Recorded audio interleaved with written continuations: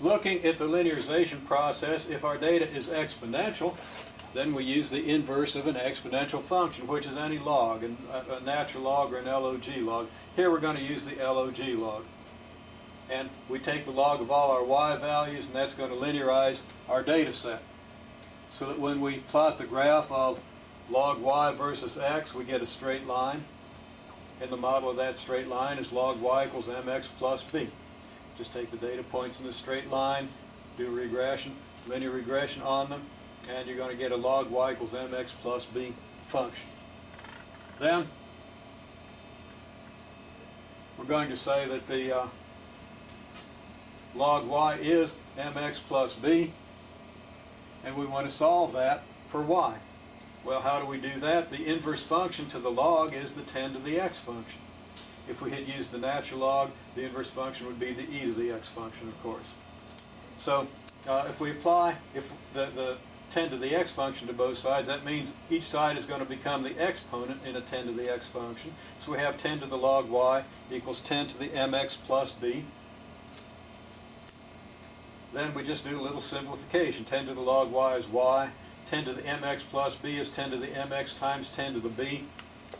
And we can write that as then 10 to the b, reversing the order of multiplication, times 10 to the m to the x, since 10 to the m to the x is 10 to the mx.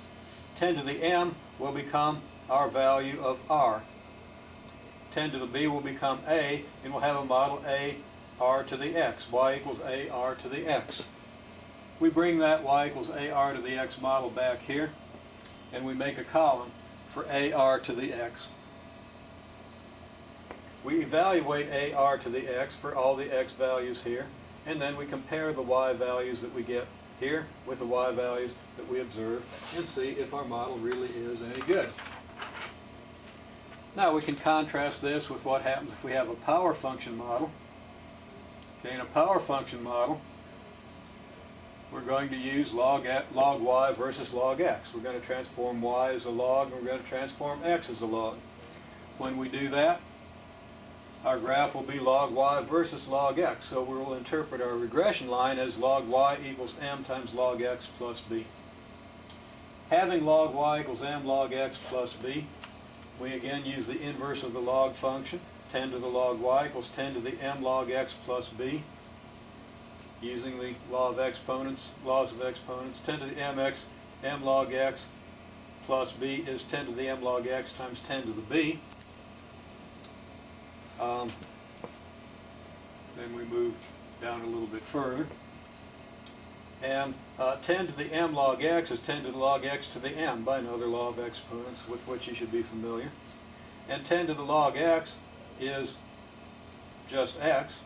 So 10 to the log x to the m is just x to the m, and 10 to the b is a. So we have y equals a x to the m, which is the power function, isn't it? Okay? And m is the exponent. Now we take that power function back to the original, and we make our usual comparison.